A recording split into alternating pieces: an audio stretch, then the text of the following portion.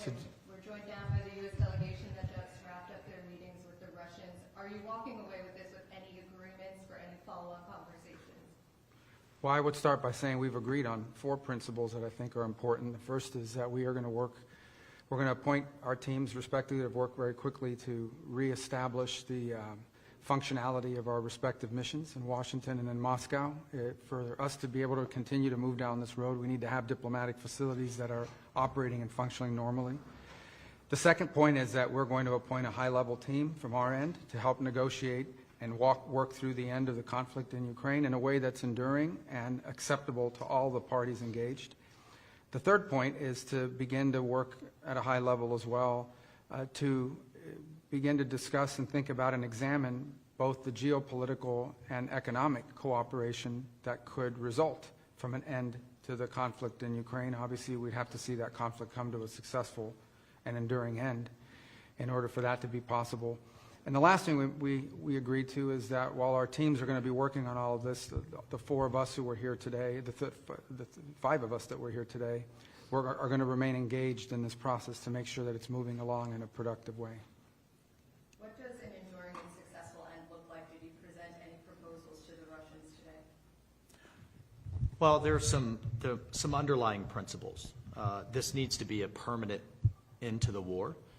And not a temporary end as we've seen in the past. We know just the practical reality is that there is going to be some discussion of territory and there's going to be discussion of security guarantees. Those are just fundamental basics that will undergird and underlie any type of discussion.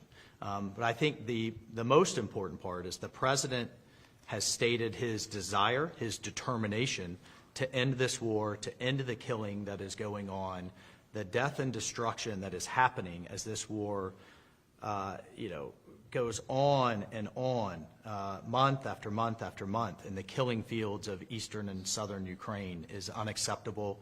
It is not in the interest of either country. It's not in the interest of the world, and it's certainly not in the interest of the United States and Europe. So all of those things will drive the negotiations going forward. And as you can see, President Trump is determined to move very quickly. We just had a head of state phone call, the first in years, and here we are less than a week later at the highest level of the U.S. and Russian government, and we expect to continue to drive that pace to not only end the war, but then to unlock what could be very productive and stabilizing relationships going forward. You mentioned territory. Is it acceptable to the U.S. for Russia to retain any territory that is annexed since the beginning of the war in February 2022? Well, I think those are things that those are to be discussed, and those are things that we'll start and do the tough work ahead. But the important thing is that we've started that process. And what the President did not find acceptable was an endless war in Europe that was literally has turned into a meat grinder of people on both sides. So if you just think about, just in a few months, President Trump has shifted the entire global conversation from not if the war is going to end, but just how it's going to end. And only President Trump can do that. And in the Oval Office less than a week ago, both President Putin and President Zelensky both said to him, only you, President Trump, could drive this war to a conclusion. What concessions do you expect? Well, again, we're not going to pre-negotiate an end to this conflict. These are the kinds of things that have to happen through hard and difficult diplomacy in closed rooms over a period of time. What's important to understand is 2 things. The first is the only leader in the world who can make this happen, who can even bring people together to begin to talk about it in a serious way, is President Trump. He's the only one in the world that can do that right now. The second thing I would say is that in order for a conflict to end, everyone involved in that conflict has to be okay with it. It has to be acceptable to them. But we have to understand that it's been 3.5 years since there's been any sort of regularized contact between the United States and Russia, and in some cases between any of the participants in this conflict and Russia. So the goal of today's meeting was to follow up on the phone call the President had a week ago and begin to establish those lines of communication.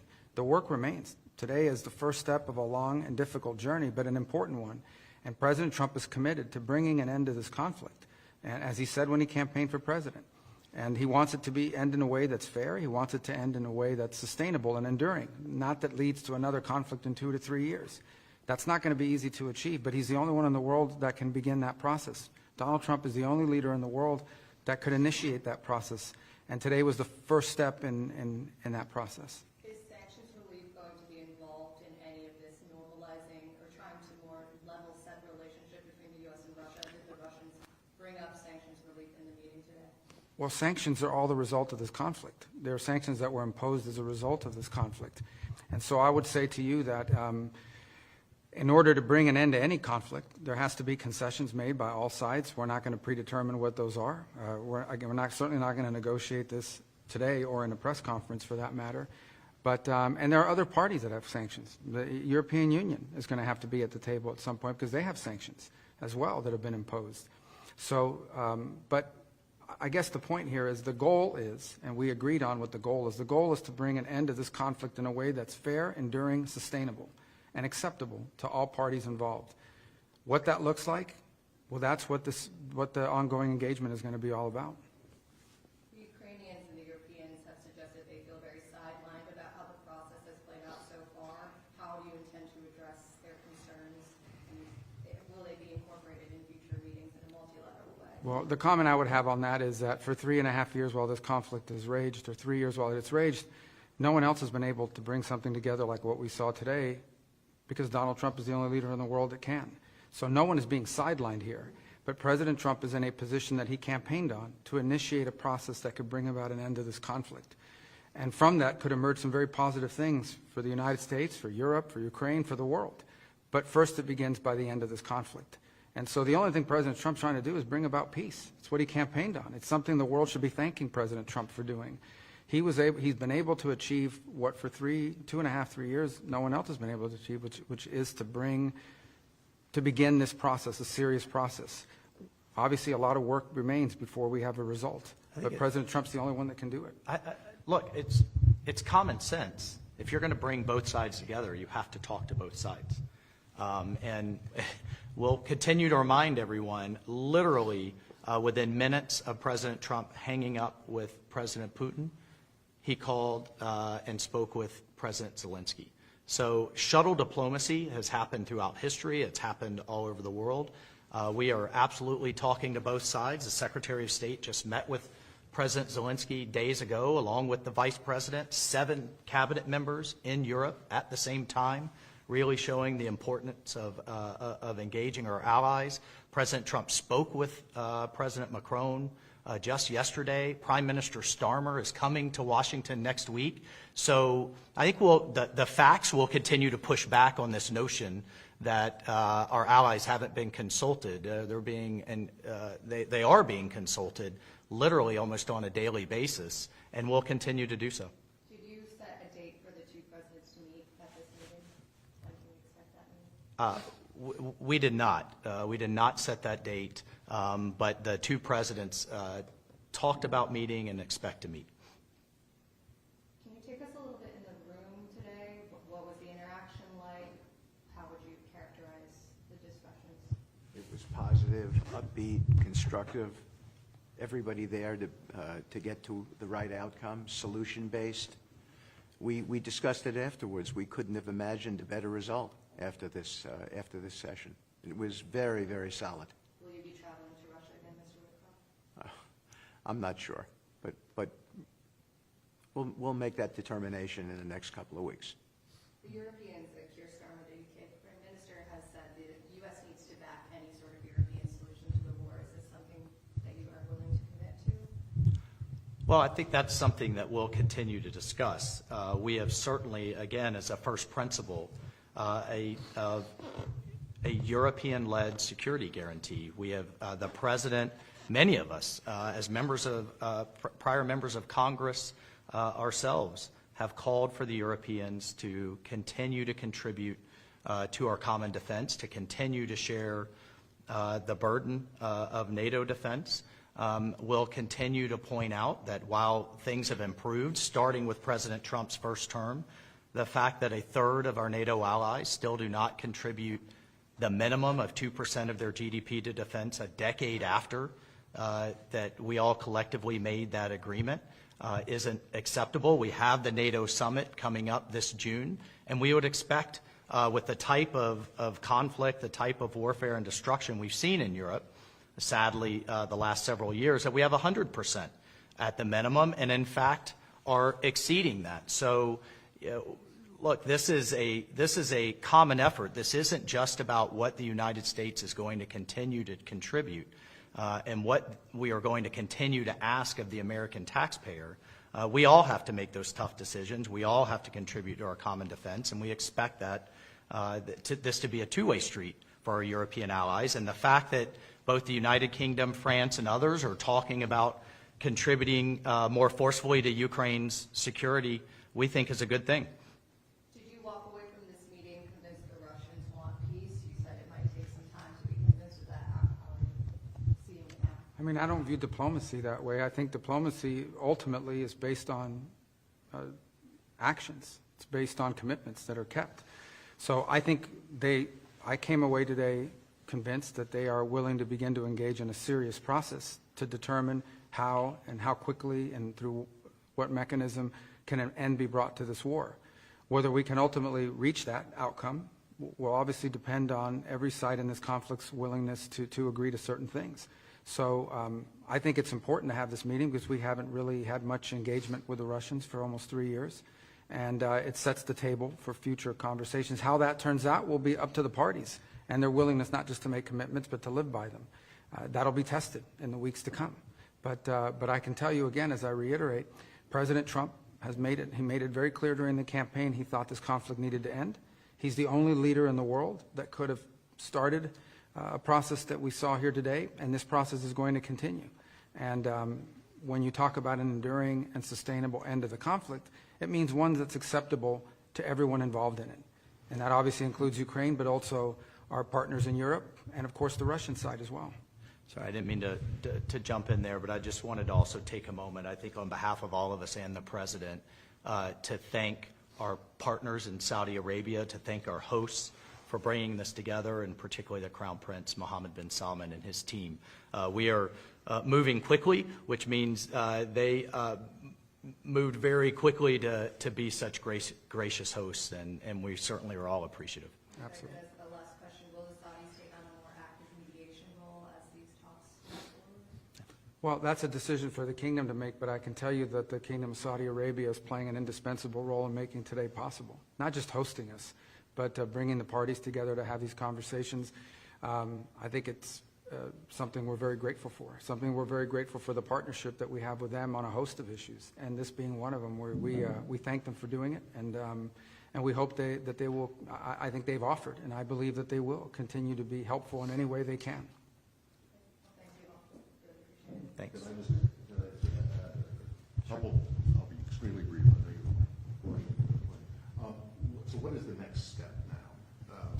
The high-level team you mentioned is number 2 or number 3? Yeah, so let me walk you through the next step is multi-track. The first next step is working through our respective teams at the diplomatic side, just to ensure that our diplomatic missions can function. There's been a series of reciprocal actions taken over the last 10 years that have really diminished our ability to operate in Moscow, as an example, and they would argue their ability to operate in Washington. We're going to need to have vibrant diplomatic missions that are able to function normally in order to be able to continue these conduits. The second is a high-level team, including those who are experts on these topics, the technical side, to begin to engage with their side on parameters of what an end to this conflict would look like. And on that front, obviously, there's going to be engagement and consultation with Ukraine, with our partners in Europe and others. But ultimately, the Russian side will be indispensable to this effort, and so that process will begin. And then the third is, together with those other two, is beginning to engage in identifying the extraordinary opportunities that exist should this conflict come to a acceptable end, the credible opportunities that exist to partner with the Russians geopolitically on issues of common interest, and frankly economically on issues that hopefully will be good for the world and will also improve our relations in the long term between these two important countries. So all three of those efforts will be happening in conjunction with one another. Obviously, the diplomatic one is one we think we hope to move pretty quickly on because this involves the treatment of our respective missions. The second one will be difficult, which is the question of Ukraine and the end of that conflict. But I think that's essential in order for the third piece to even be possible, which is our ability to work together on other geopolitical matters of common interest and, of course, some pretty unique, potentially historic economic partnerships as well. The key that unlocks the door for those opportunities, however, is the end to this conflict. But in terms of when does the high-level team meet? Has there been any date? There's no date set, but as President Trump is, as you've seen over the last 4 weeks, not patient in terms of getting action. He drives hard, he wants to get things done. He's been wanting to do this, and he's moving very quickly to fulfill the promises he made to the American people when they elected him as our president. Okay, and then in terms of number one, in the restoration of the diplomatic missions, you'll remember that the first big tit of the tit for tats was after the Skripal poisoning, and the U.S. under one of your predecessors, Mr. Tillerson, expelled a lot of Russian diplomats, to which they responded. The consulate in St. Petersburg got closed down by the Russians. You guys closed down the consulate in Seattle, several others. Are those going to reopen?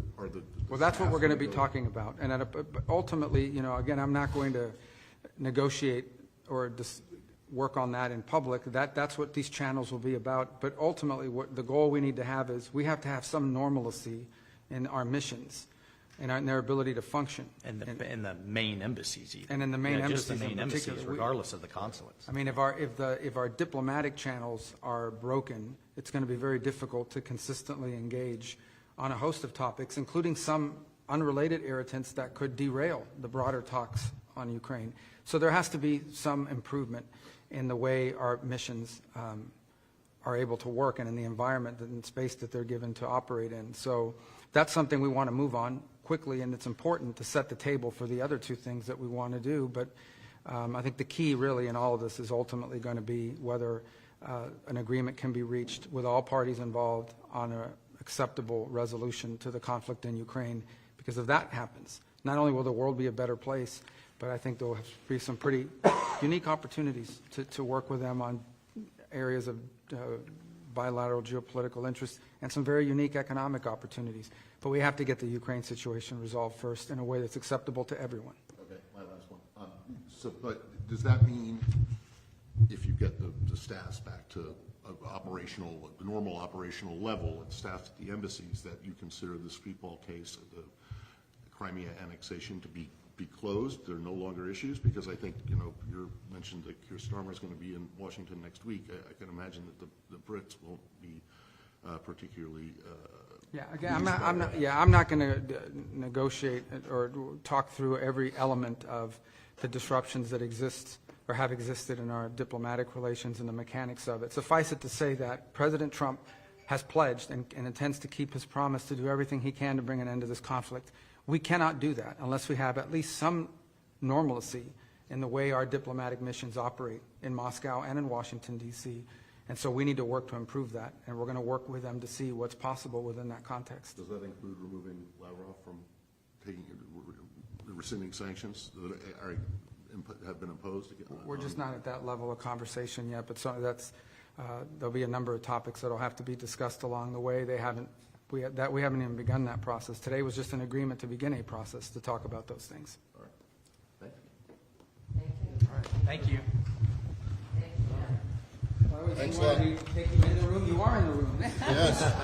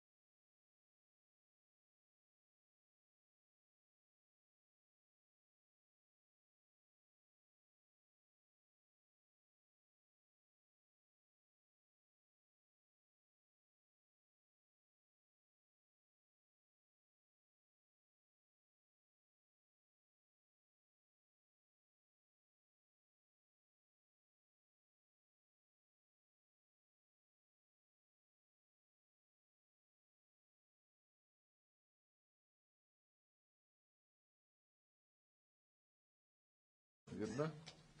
Здрасте. Так.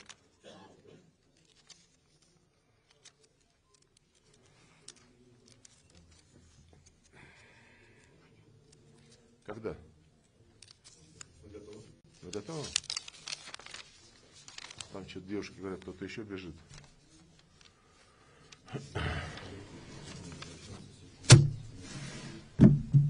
Катя,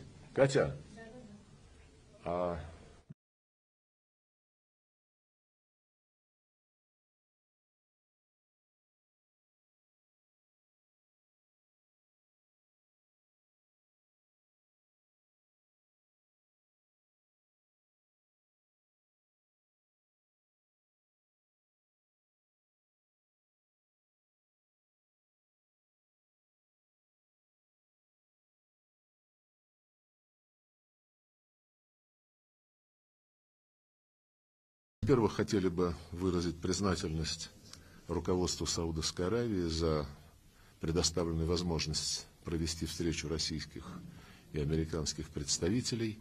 Мы эту признательность выразили лично наследному принцу королевства Мухаммеду бен Сальману, когда вместе с Юрием Ушаковым были у него на аудиенции, около часа говорили и о наших двусторонних отношениях, и о том, как важно обеспечивать в мире, если не полное согласие, оно невозможно, но, по крайней мере, готовность великих держав в любой ситуации поддерживать нормальный, профессиональный диалог и стараться услышать друг друга и, соответственно, извлекать уроки из происходящего и не допускать каких-то конфликтов и кризисов. Это позиция наследного принца, по сути дела, была воспроизведена на наших переговорах с американской стороной, где Марко Рубио в начале нашей беседы особо подчеркнул принципиальную важность в международных отношениях для каждой страны руководствоваться своими национальными интересами. Мы с этим полностью согласились. Согласились и в том, что эти национальные интересы, конечно, не всегда, далеко не всегда будут совпадать, но когда они не совпадают, очень важно регулировать эти несовпадения, не пускать их на самотек и тем более не провоцировать конфронтацию.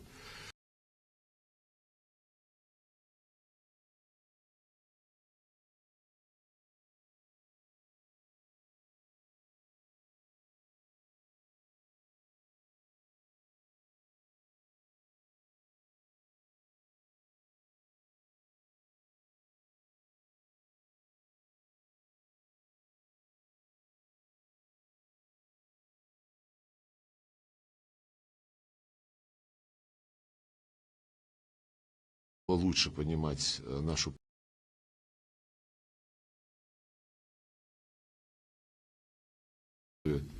многократных выступлений президента Путина, подробно на конкретных примерах изложили в очередной раз.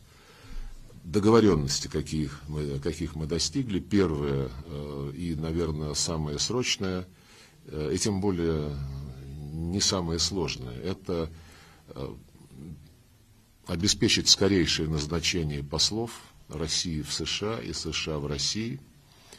Второе, снять те препоны, которые долгие годы, прежде всего вот администрации Байдена в последние 4 года, строились на направлении наших дипломатических миссий, серьезно затрудняя их работу,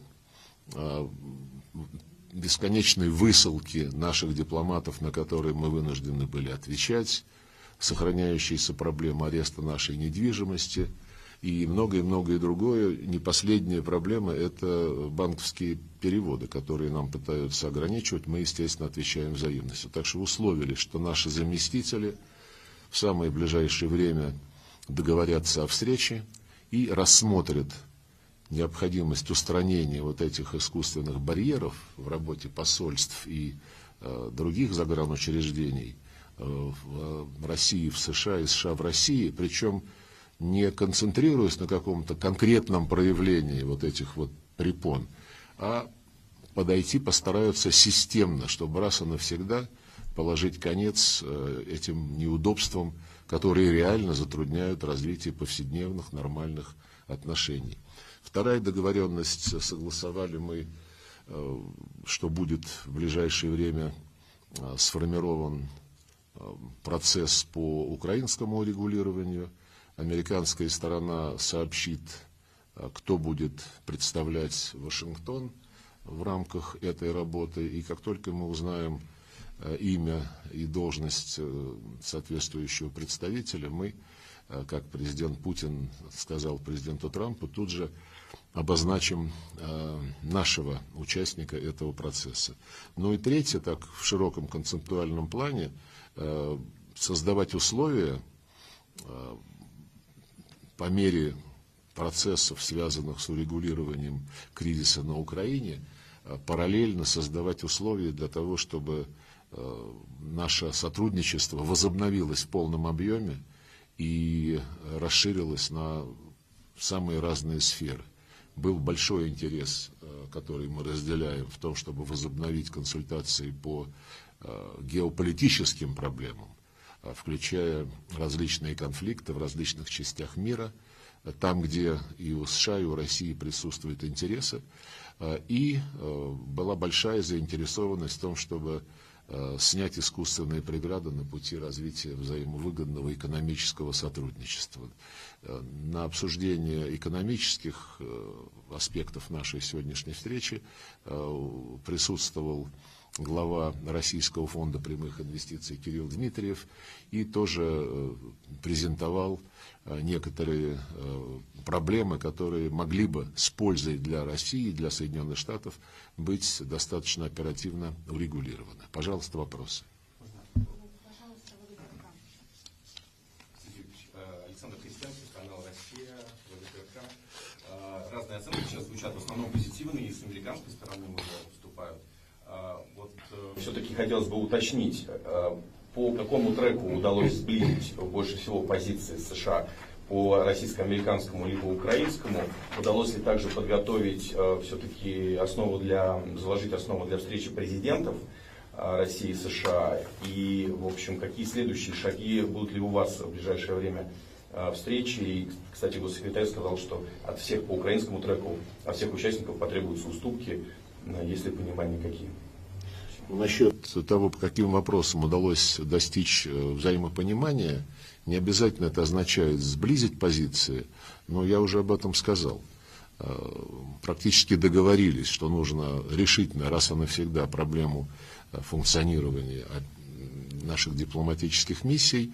Ну и по вопросам нашего диалога и по международным делам, и по экономическим связям обозначено обоюдное стремление находить конкретные решения.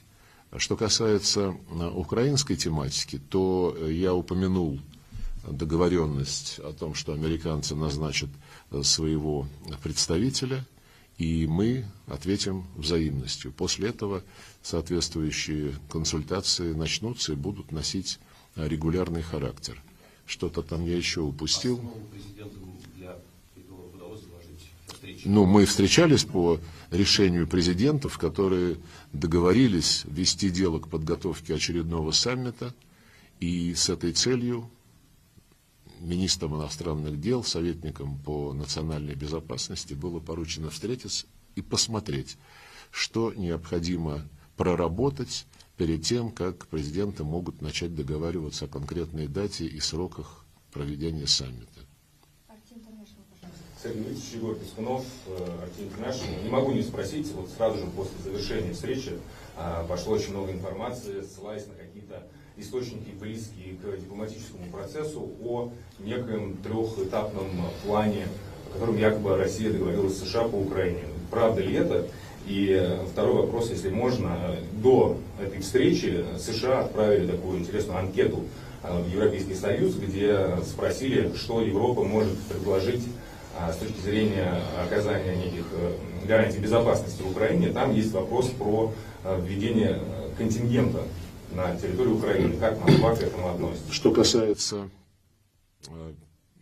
первого вопроса о том, что какой-то план из 3 пунктов, я не видел этой информации, не видел этих сообщений. Я, правда, сегодня, когда пробегал новости, нашел ссылку на заявление министра иностранных дел Польши Радека Сикорского, который рассказывал где-то в кулуарах Мюнхена о том, что он встречался с представителем США Китом Келлогом, и Келлог проинформировал его о некоем плане урегулирования. Там не сказано было 3 пункта или 4, но Сикорский, комментируя этот план, сказал, что он не может раскрыть детали. План нетипичный, но может быть весьма интересным. Я спросил сегодня у Рубио и Волца, что это означает. Они сказали, что это фейк. Второй вопрос про плавающую информацию о том, что американцы задали Евросоюзу целый ряд вопросов с тем, чтобы, как там сказано, лучше понять, что собирается делать Евросоюз и каким образом американцы могут быть здесь полезны или сопричастны. Я упомянул об этом, но также упомянул, что вот конкретно тема относительно потенциального развертывания каких-то вооруженных сил, миротворческих, якобы после того, как конфликт уже будет урегулирован или будет достигнута договоренность.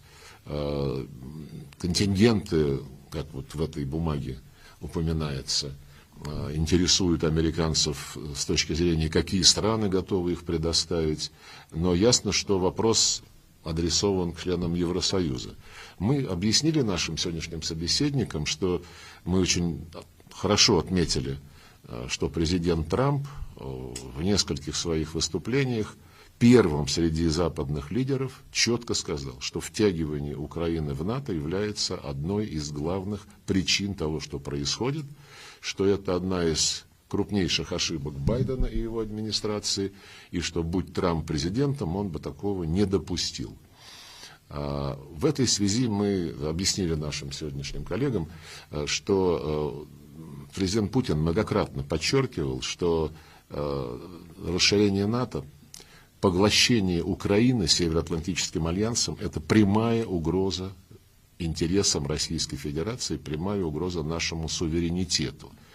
И поэтому, объяснили мы сегодня, появление войск, вооруженных сил из тех же стран НАТО, но под чужим флагом, под флагом Евросоюза или под национальными флагами, ничего в этом плане не меняет. Это нам, конечно же, неприемлемо. Два вопроса, пожалуйста. Накануне переговоров ВСУ атаковали насосную станцию Кропоткинская на Кубани. А через нее идет нефть, которая принадлежит в том числе компаниям из США и европейских стран. Это попытка Зеленского послать Трампу черную метку на фоне контактов с Россией. И второй вопрос, если позволите, не связано ли заявление ряда стран ЕС о желании быть за столом переговоров, вот как сегодня, да, в Риаде их не было, с их другими заявлениями об исторических правах на украинские земли? Насчет того, чем вызвана вот эта очередная выходка с нападением на энергетическую инфраструктуру Казахстана уже теперь, по сути дела, тут можно много причин привести, или, так сказать, догадываться о том, что лежало в основе того приказа, который кто-то все-таки в Киеве отдал, но это лишь укрепляет, должно укрепить всех во мнении, что так дальше продолжаться не может, что этого человека и всю его команду необходимо урезонить, дать по рукам. Кстати, сегодня наши американские коллеги говорили, может быть, как-то ввести какой-то мораторий на нападение на энергетические объекты. Мы объяснили, что мы никогда не подвергали опасности системы энергоснабжения населения, и нашими целями были только те объекты, которые напрямую обслуживают вооруженные силы Украины. Напомнили о том, что в рамках еще разговоров о возможном возобновлении Черноморской сделки ставился вопрос тогда турецкими посредниками о том, чтобы как-то оберегать энергетические объекты. Мы выразили готовность обсуждать модальности, но потом Зеленский от этого сам и отказался. И второй вопрос, связано ли это... Связано ли стремление и высказывание ЕС о желании быть за столом переговоров с их заявлениями о том, что они претендуют на некие территории Украины? Я не знаю, но разговоры такие ведутся, и политики в Румынии совсем недавно об этом говорили. Не буду гадать. Сергей Викторович, Зеленский еще вчера заявил, что не признает итоги переговоров между США и Россией. Насколько, по вашему мнению, важно участие самого Зеленского в переговорах для достижения мира? И может ли он рассчитывать на такое участие? Ну, мне тут нет нужды вдаваться в детали, потому что эта тема подробнейшим образом была освещена президентом Путиным вот в его не так давно состоявшемся интервью Павлу Зарубину. Мне добавить нечего. Завершающий вопрос, Первый канал. Добрый день, Сергей Викторович, Константин Павловский, Первый канал. Для многих уже очевидно, что предпринимаются попытки серьезно торпедировать налаживание отношений, возобновление отношений между Россией и США. Что должна предпринять Россия для того, чтобы не допустить вот этих попыток торпедирования, чтобы защитить процесс? И вот сегодня, после 4,5 часов наедине с американцами, считаете ли вы, что их воля восстановить отношения с Россией тверда? Чтобы не допустить торпедирования, налаживания отношений между Россией и США, надо их налаживать. Чем мы сегодня и занимались, и, скажу откровенно, не безуспешно. Далеко не все мы обсудили, что пока еще нас разделяет, но подход, концептуальный подход к дальнейшей работе, он был определен еще президентами в ходе их телефонного разговора, и мы ощутили полную решимость, конкретный настрой наших американских коллег продвигать вот это движение вперед, как поручили президенты, активным образом, и мы этим тоже будем заниматься. Спасибо. Спасибо, коллеги. Давайте скорее.